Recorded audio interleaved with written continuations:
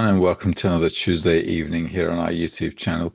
As usual, we're going to carry on with our Shamati articles, and we're at number 21 this week. As usual, if you have any queries or questions regarding the article and how we can use it for our inner work and our spiritual growth, feel free to shoot them through, and we'll see how we go with that. All right, so without further ado, let's get started. Shamati number 1, this is from Baal HaSulam. When one feels oneself in a state of ascent.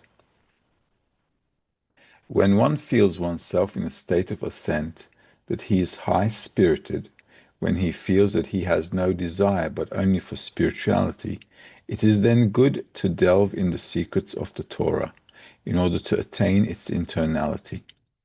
Even if one sees that although he exerts to understand something and still does not know anything, it is still worthwhile to delve in the secrets of the Torah even 100 times in a single thing. One should not despair, meaning say that it is useless since he does not understand anything. This is so for two reasons. 1. When one delves into something and yearns to understand it, that yearning is called a prayer. This is because a prayer is a lack, meaning that one is craving what he lacks, that the Creator will satisfy his desire. The extent of the prayer is measured by the desire, since the thing that one needs most, the desire for it is greater. For according to the measure of the need, so is the measure of the yearning.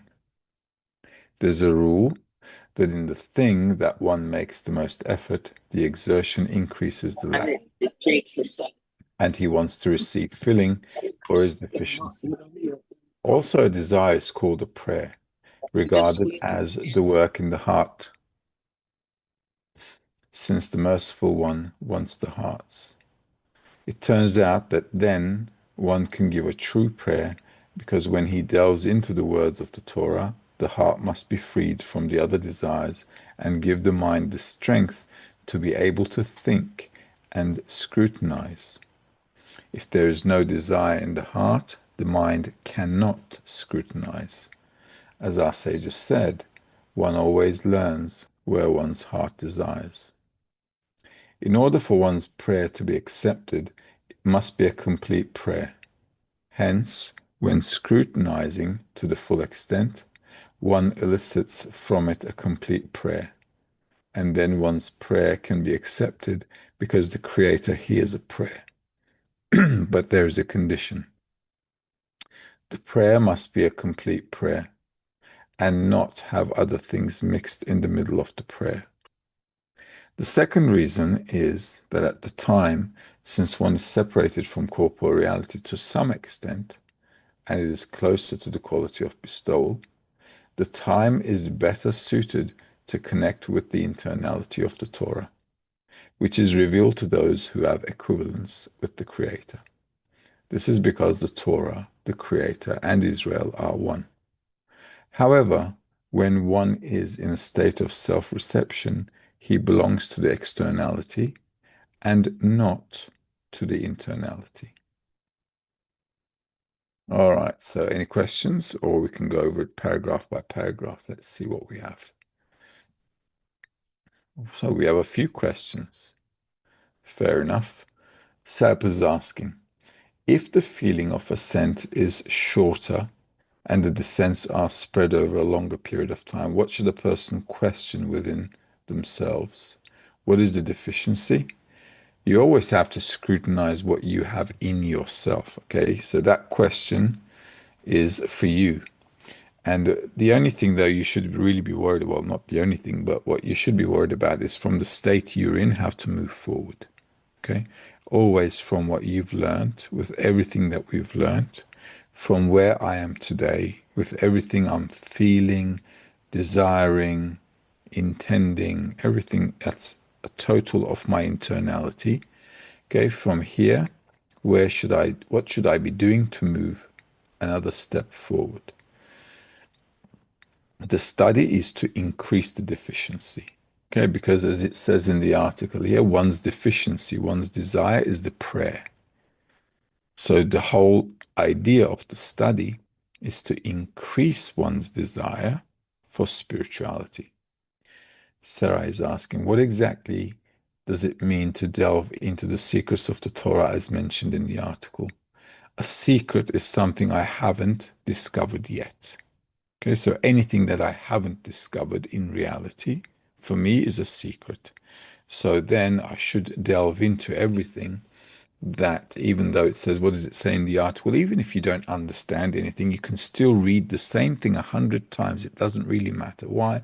Because you want to build a desire to discover spirituality. So until you discover it, it's a secret. And everything they're talking about the spiritual worlds for us, as long as we haven't we haven't attained it, discovered it, then it is a secret for us. And once you discover it, then it will no longer be a secret. Emma is asking, if one of the two legs is lame, what should a person focus on? If a person is working correctly, it can't be a lame.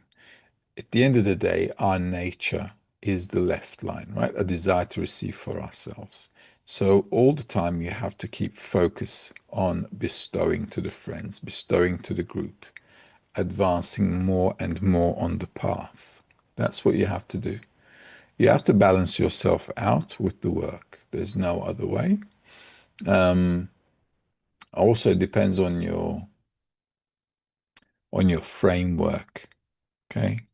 You have to balance yourself out. If you're working properly, it should be balanced out, which means you need a proper framework, okay? And also, you should also be working during the day as well, okay? So work, family, the spiritual study, all of these things should stabilize you, and you should be able to work fine. If a person cannot focus on the lessons, only maintains the framework, and cannot get rid of the feeling of being stuck, and cannot set a goal related to worldly matters or spirituality, what would you recommend? Well, for one thing, you need to continue to study. The second thing, you need to get out of that state, obviously. All right? You have to find a way for yourself, whatever it is, whatever way you want to find or use, to make sure you keep moving forward. If you can't set a goal, it means you don't know what you want in life. Okay, you can only set a goal if you have a desire to do something. If you don't have a desire to do something, then there is no goal setting. Okay, you'll be all over the place. So first, think and contemplate on what you want to do in corporeality and in spirituality, in both things. Then, accordingly, you can use your corporeal decisions to support your spiritual decision. Okay. And that's a better way of moving forward. You have to clarify what you want all the time.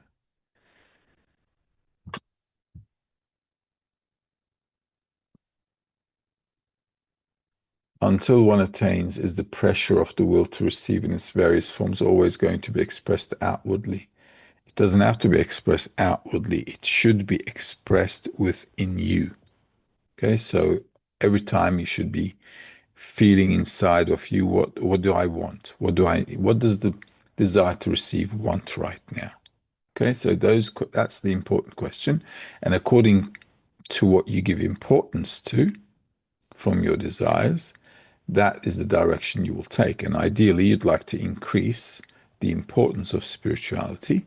Then you can constantly do something to advance in spirituality. Once again, the desire to receive is always going to want something. Okay, so we can't get rid of it. Ideally, what you'd want to do is to make spirituality important in your life so that your decisions are calculated and based upon that final vision that you have for your life, rather than jumping around with corporeal desires. Okay, so make one decision towards what's really important for you. Like I said, ideally it should be, if you're going to study the wisdom of Kabbalah, it should be spirituality. right, according to the wisdom of Kabbalah. And your decisions on corporeality should really be supporting it, or should be like around that, so that the importance of spirituality is always top priority. Handan's asking, how can we preserve and purify the intention during an ascent? Well, as best you can. You can only do your best. Okay. So, as best you can, you have to think about it before you do the action. Always think about why you're doing it, what you want to attain. Okay. What do you want from the result of the action? These are all the things you need to think before you do something. What is the measure of sharing the ascent with the friends? You can only be a good example to the friends and also give them a good mood. It's best not to talk about inner feelings, whether it's an ascent or a descent. In short, the friends should always see you as happy and contributing to the society. Okay. But inner work, you always keep to yourself. How do we direct the joy in the ascent as the proper spiritual fuel? By adding to your work, right? Like it says here, when somebody's in an ascent, they should delve into the study more and more. Okay, they should delve into the secrets of the Torah. So if you're in a good mood now that you've got some elevated state, you should get into the books, the texts, whatever you want to read. Doesn't matter. Whatever draws you, go in there, study it. And even if you don't understand, it doesn't matter. Because the more you delve into it, the more you grow your desire. And where there is no desire, there's nothing to talk about. Writes also in the article. So the important thing is to yearn and to want to be in the text, like living the text. Edar is asking, what's the difference between the examinations a person makes in states of descent and ascent?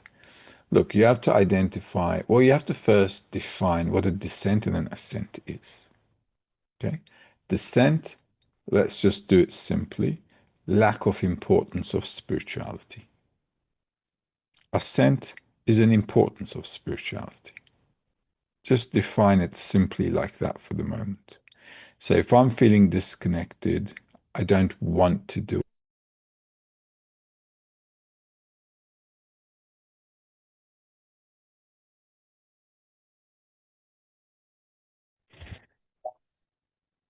Okay, sorry, I just got disconnected there. Okay, so if you're, I'll answer that question again.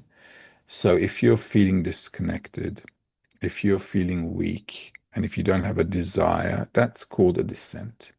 So you need to turn that into an opportunity. Whatever situation we have to turn it into an opportunity.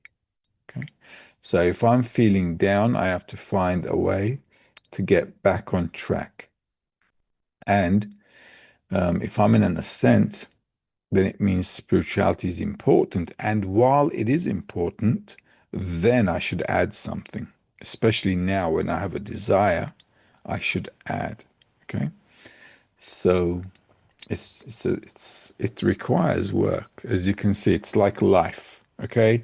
With life, every day we have to do something, whether we are having a good day or a bad day. Okay. So spirituality is no different. The important thing is the importance of the goal, because depending on the importance, then I can maneuver around any descent or ascent. Okay, this is why everything is surrounding the importance of the goal. Okay, if it's not important, you fall off the bandwagon. Pelin's asking, can a person's effort influence the abundance of ascents? Effort will increase and influence your advancement. Advancement can be a descent. Descent is not a bad thing. Okay? Advancement can be a descent. This is why I said you must learn how to use a descent and turn it into an advantage. Okay? Otherwise, you just go up and down with your feelings, and it's not a good thing. Descent must be felt, it must be understood as a descent, and sometimes emotions overwhelm the person. So it's hard to understand that we are in a descent or what we're going to do with it. This is why a surrounding environment, a strong environment, is necessary for picking up the pieces whenever I fall to move forward. But a descent is a place where a person can grow. Okay. And if you get a descent, if you use it correctly, it should lead to an ascent. Okay. So if we work good, we should first get a descent, use it properly, and then ascend. Right. So that's how it should be. Yes.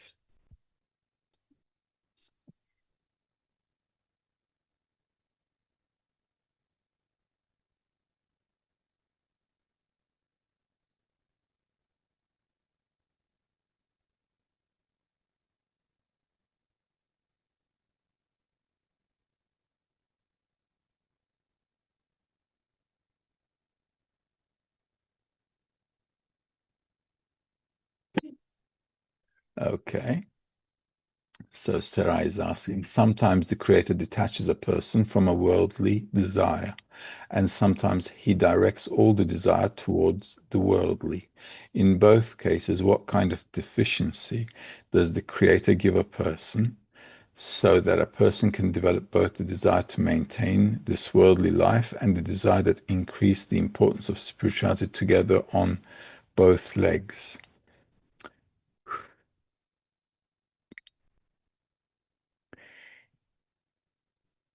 In everything we're going through, okay? Try to calculate things according to the goal and always think that no matter what I get in life, okay, doesn't matter what I get, corporeal, spiritual, whatever you feel, whatever life throws at you, okay, always treat it like this is something you need to work with to get closer to the goal. Because otherwise, it wouldn't be purposeful. Think about it for a moment. If the Creator wants to raise us, He wants to give us the right thing at the right time so that we can clarify from the situation how to go further forward. Okay. So sometimes it's going to be, you know, worldly desires. Sometimes you'll just say, you know what, I'm never going to do this again. Okay. We've all been through that. I'm sure we'll be through many more. Okay. Where you just feel like, I've had it with this world. I don't want to do anything with this world. And then the next day, you'll have a good feeling, a desire, and you say, oh, let's go and do this. Right. It's not a bad thing. It allows you to clarify what you really want. Okay. It allows you to clarify what's really important. It also allows you to overcome the situation if you relate it with the purpose of life. If you understand that in corporeality you have to survive somewhat, then you either focus on what you're doing to meet your corporeal needs, or you can also look for new opportunities to meet your corporeal needs. Okay. But that thing we can't cancel out. So in corporeality, whether I'm successful or I'm failing, it allows me to overcome these situations and make spirituality more important. And on top of that, it allows me to um, balance myself, and it allows me to relate my life more to the creator if I use the negative situations correctly. Whenever I'm going through a bad state, doesn't matter what, it could be work, family, health, whatever, okay? Always first related with the creator. You're getting a special situation which you have to work on, okay? And to overcome it. And we also need to remember that everything comes to a person in order to raise the person. So we're not getting beaten up. We're not getting punished. No such thing. We're getting corrected. Okay? Like kids learn from experience and they don't make the same mistakes again, right? Why they learn. So the Creator is giving us a few tough situations, like we give children tough situations. So we have to think about how to maneuver ourselves, okay?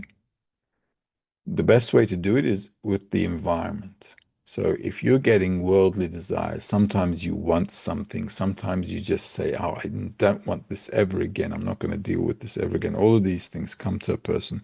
So how come today you don't want something and tomorrow you will want that thing? It's because your desire to receive grows every day. Okay, so yesterday's Sarai is not the same Sarai as today. So our desire to receive is always growing. And this is why sometimes, a lot of the times, you will think like you're going through the same states. Okay. It's like I'm living the same thing again and again and again. Okay. It is it's not always the same state. It's never the same state. Okay, one state is never the same.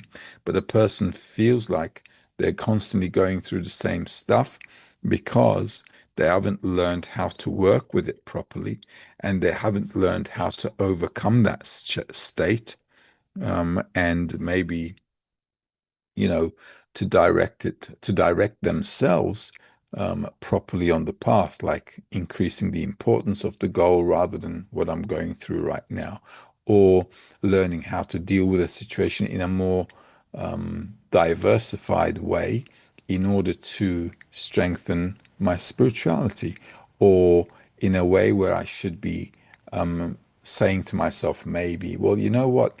Maybe I don't need this too much because I'm over it and I can now, kind of sacrifice my time from there to do something else worthwhile doing for my spirituality. So everything we're going through is an opportunity for a person to think, calculate, okay, how to direct myself in a more sophisticated way. This is why we go through a lot of experiences, because experience builds wisdom. Okay. But you don't want to be just crying or sobbing over an event. You want to make sure you really get the juicy drops out of the event so you can use it properly to advance. Okay. And the best way to clarify it is, like I said, with the environment always. Um, Praid is asking, when one delves into something and yearns to understand it, that yearning is called a prayer. Is one yearning to understand the text? Yeah, we do want to understand the text. But remember, in spirituality, understanding the text means living the text. This is not an intellectual exercise because I can't intellectually understand what I haven't gone through.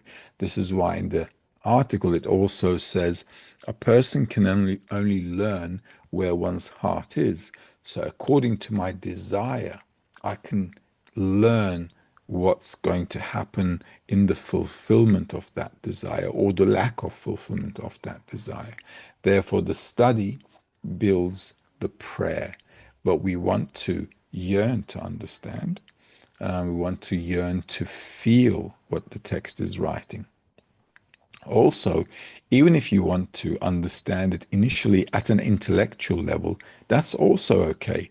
Because if our feelings aren't there at the moment, okay, how are we going to really hold on to the text?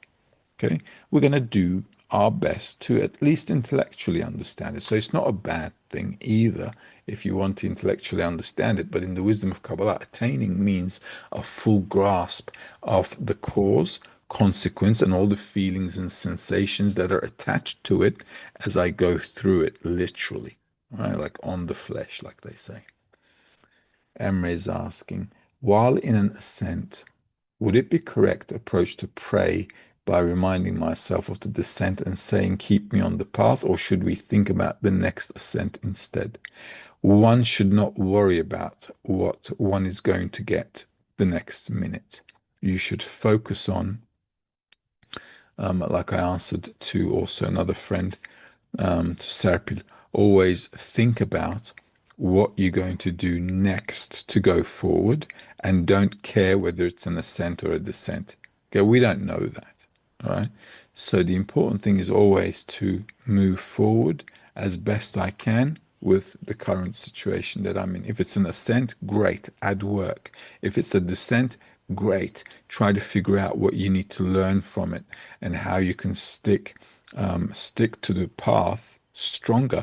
A descent is a good opportunity for a person to see how to strengthen myself, because descent means now I've got more desire, I've got more egoism, and I just don't want to do it. Okay. So descent is a place of work where I can, build the power of overcoming. Right? So that can actually help us build a masach as we go along. Why? Because working against your desire to receive pleasure for yourself brings a person closer to bestowal. SOK is asking, SOK is asking how to measure for us in the 10 what is a good environment, and how best should the 10 support a friend in a descent in order to maintain the focus and spirituality and maintain the good environment. The best way to measure is to see how happy your group is. Okay, we can measure the happiness of a group if we're all happy to be together, if we're all happy to be on the path together, if we really feel like we're lucky to be on the path. If we are looking at the world, 8 billion people, and everybody's living life and nobody knows about the meaning of life. Nobody really, look, if you just look at the news, right? Just look at the news. You'll see that people are just living day to day. And in the news, you'll see new people born, you'll see new people die, you'll see people going through all kinds of problems and dramas. None of them have the slightest idea about why they're living, what they're living for. Okay? So just think about that for a moment. So it's very important for a person to value this awakening about, the purpose, the meaning of life. It really is. And I remember on myself as well, like, you know, how looking back now, but even then when I was young and I came to the wisdom of Kabbalah, wow, how pathetic is life? Really? Like, it's just pathetic. Okay, because if you think about it, well, what is there in life? And remember, and I had a good life. I didn't come to Kabbalah from a bad life. It was a good life. I had a good job, good career, good country. Everything was honky dory. But you see, it just doesn't make sense. It just doesn't add up. Okay. So to see that, to understand that, and to know why that is already like, whoa, it's a blessing. Okay.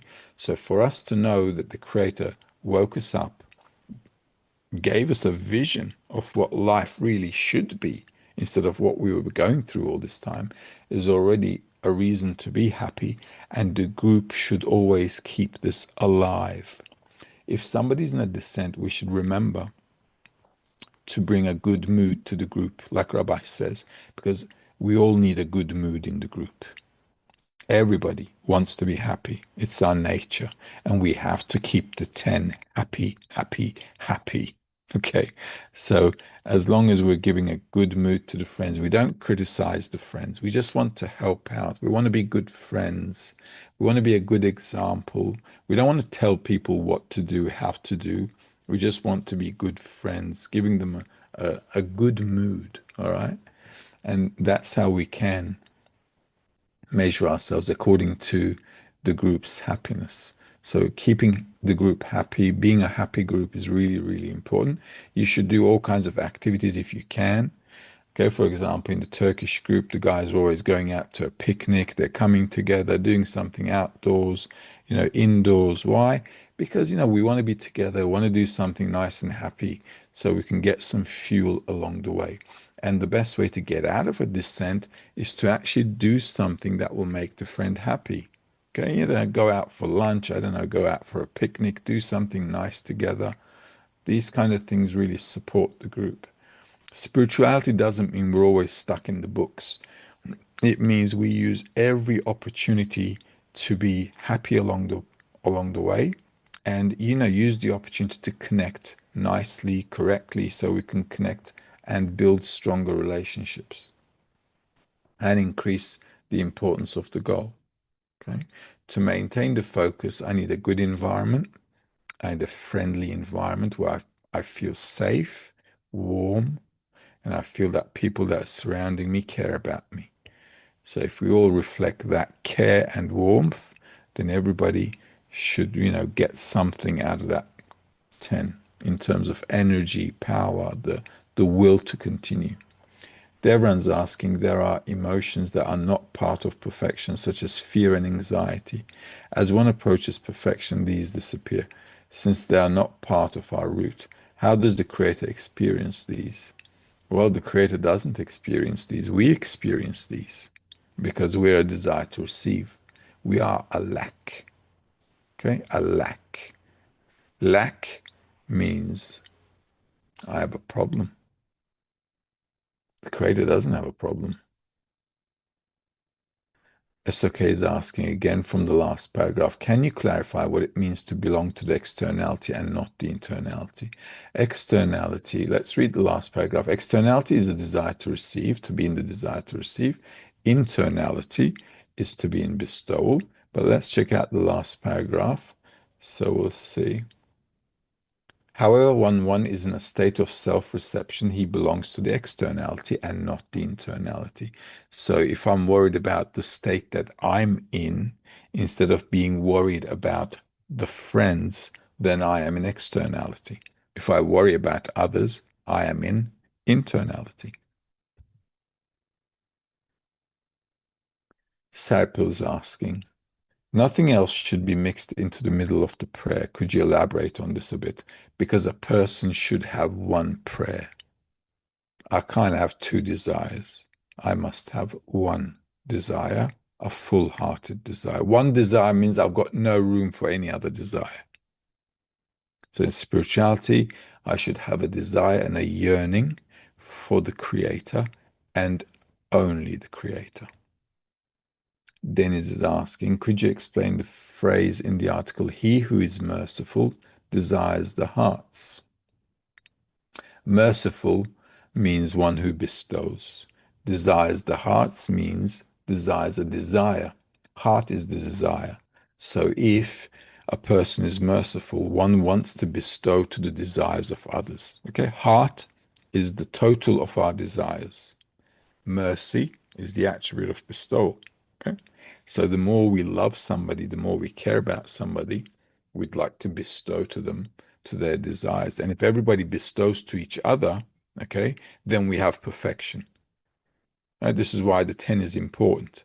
I'm a desire to receive, the guys are a desire to receive. Okay, but if we all bestow to each other, then everybody is fulfilling the desires of somebody else. So we're all getting fulfilled and we're all bestowing. Does that make sense? Okay, so everybody's like essentially looking after each other, and this is what makes the good connection, the correct connection, when everybody is bestowing and everybody's also a desire to receive, but everybody's also fulfilled. Okay. Pelin's asking, I've been thinking for days. The education center is currently R10, and we are responsible to the friend whom we sense is in a descent, right? In this situation, am I correct in feeling responsible? You can feel responsible for all the friends in the education center, and you can pray for them as a whole as part of your 10. 10 doesn't mean 10 people. Okay, so all of you here, for example, all the ladies or all the education center ladies, think of yourselves as one 10, one group. And I'm always thinking about the friends, intending towards them, and so on. Okay, does that make sense? Actually, we should be able to sit down with anyone and always be able to work. Okay. But the 10 is important because it allows us the opportunity to connect tightly. Okay. So having a fixed 10 is important. So we don't want to change them, obviously, when they're a good fixed 10. Okay. But since you don't have a 10 at the moment, the whole of the education center women are your 10. Afterwards, you'll have a separate 10 when we're in the young group. We'll learn to work with them. And hopefully, by the time we get to the main group, you guys should be one strong 10 and continuing until death. Okay, until death set us apart. Okay, as they say. And if we connect, that won't set us apart either, so don't worry. All right, good. So we're all honky dory. So this is a good article. Many articles in Shamati and in Rabash mostly talk about descents. Okay, so it's nice to have an article that's talking about an ascent, right? But the reason they talk a lot about the descent is really the descents are really, really good opportunities to grow. With Ascent, you're in the books, you have an opportunity to add to your work. It's also a good opportunity, but a Descent is where you get all the lessons from. Okay, so they're more juicy and they occur much more often than Ascents. So that's why there are a lot of articles on Descents, but it's not to depress a person. It's really to teach a person how to use the descent in an effective, efficient way. Right? Same with the ascent as well. So whenever we're in a good mood, we really feel like we're elevated, we should delve into the books, read, listen, figure out where we are, what should I do next, and that kind of stuff. This allows us to kind of like grow the vessel as well, okay? Because it grows your desire to receive, which we need. Okay. All right. Good. So you guys enjoyed this article. Hopefully, God willing, we'll continue with Shamati number 22 next week. Until then, all the best. Have a good day or night, depending where you are.